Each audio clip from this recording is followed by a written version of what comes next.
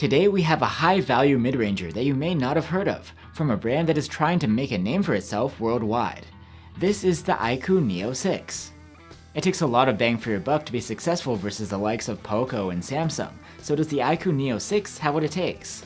I'm Will for GSM Arena, and let's find out in our full review.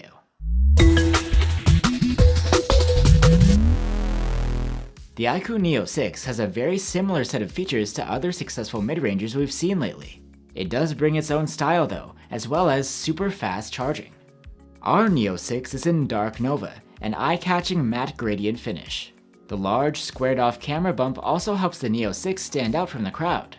The back and frame are made of plastic, and the phone is overall not too hefty, but not that grippy in the hand either.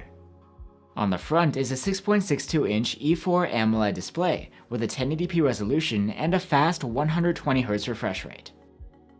This smooths out moving elements on the screen when you're interacting with it, and the refresh rate can dial down to as low as 60Hz when idling to save energy. There's also a 360Hz touch sampling rate here for extra responsiveness. This display is really nice for a mid-ranger. Content looks sharp, and you get the excellent contrast of an AMOLED panel, as well as great color accuracy. There's HDR10+ support too. Max brightness is also pretty respectable here. We measured 490 nits with a manual slider, which can boost up to 770 nits in auto mode in bright conditions. Under the display is a fingerprint scanner for your biometrics. It's very responsive, but the placement is a bit lower than we'd like. For audio, the IQOO Neo 6 doesn't have a traditional headphone jack, but there is a pair of stereo speakers here. They scored a very good mark in our loudness test, and the output is well balanced. The sound quality is just mediocre though.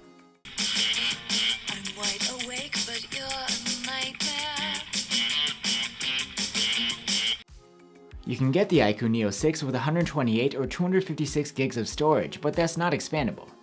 The interface of the phone is Vivo's Funtouch OS 12 based on Android 12. It brings your standard Android experience, but with some visual customizations here and there.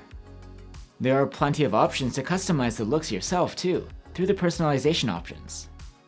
The phone has an IR blaster, so you can use it to control other devices through the Smart Remote app. And the IQOO Neo 6 also has some features tailored to gamers, like 4D game vibration, which you can find within an in-game overlay. But maybe the best feature of all is that IQOO promises to provide 2 years of Android updates and 3 years of monthly security patches for this phone. At the heart of the IQOO Neo 6 is a high-end Snapdragon 870 5G chipset.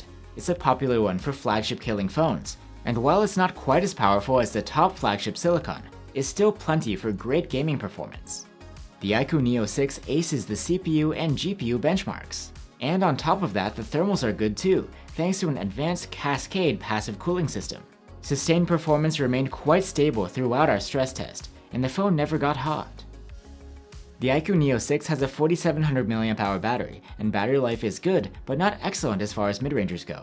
It was able to score an endurance rating of 97 hours in our proprietary tests. The charging though is something special.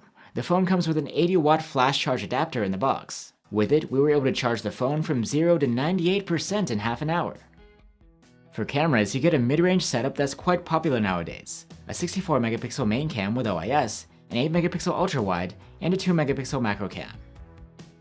The main cam takes good photos with adequate detail levels, excellent contrast, low noise, and wide dynamic range. The processing is a bit over the top though. The colors are quite vibrant to the point of being unrealistic, and details can come out smudged and over-sharpened at times. You can mostly overcome this though by toggling off the auto HDR. These photos have a more natural look with more balanced sharpening. The colors are a bit toned down too, but they're still oversaturated. Portrait photos from the main cam are good, with proficient enough subject separation. 8-megapixel photos from the ultra-wide are decent as well. They have enough detail, low noise, and wide dynamic range. Still, these photos share the unrealistic, over-processed look with those from the main cam. At least IQOO is staying consistent here. 2-megapixel close-ups from the macro cam are usable, but not great. They don't have a lot of detail and are as over-processed as the rest of the photos. In low light, photos from the main cam are always heavily processed, even without night mode on. The auto mode photos are nice, with saturated colors and wide dynamic range. Night mode doesn't make a huge difference, but you will notice that these are sharper and there's some more detail here. Low light photos from the ultra-wide aren't as processed as those from the main cam. They have a darker exposure, true-to-life colors, and acceptable dynamic range. The detail is mediocre. Turning on night mode makes hardly a difference on the ultra-wide besides brightening things up a bit. Selfies from the 16-megapixel front-facing cam are likable. They have realistic colors and contrast, and good dynamic range. The detail level is much better when the auto HDR is switched off though. When it comes to video, the main camera can record in up to 4K resolution at 60 FPS. The 4K footage has good sharpness, low noise, and plenty of detail, with natural-looking rendition. The colors are true to life, and the dynamic range is balanced. The ultra-wide is limited to 1080p recording. The footage has acceptable colors and dynamic range, but contrast is on the low side, and it looks almost out of focus. So that's the IQOO Neo 6. It's an excellent all-around mid-ranger that most notably brings really fast charging and great sustained chipset performance for those long gaming sessions. And besides that, you get a nice high refresh rate AMOLED, good battery life, and stereo speakers. The main downside is the photo quality.